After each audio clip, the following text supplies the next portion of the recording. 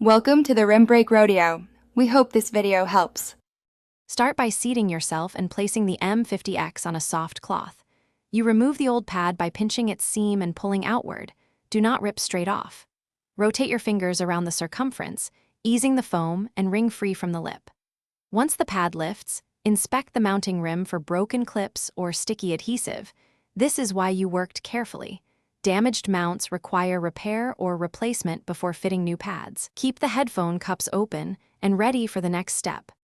Next, prepare the surface. You clean the headphone rim with a 70% isopropyl swab to remove oils and leftover adhesive. This ensures the new pad seats evenly. Make sure the replacement pad's mounting ring matches the original rim, then align one section first. Once aligned, work around in small increments, stretching the ring over each rim tab. Do this slowly so the foam maintains shape.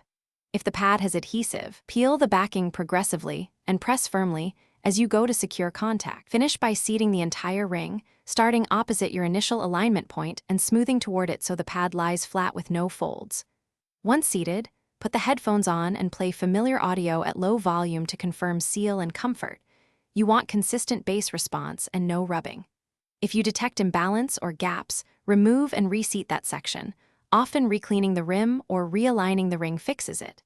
If the pad still won't sit, replace the mounting ring or try a different compatible pad. Thanks for watching.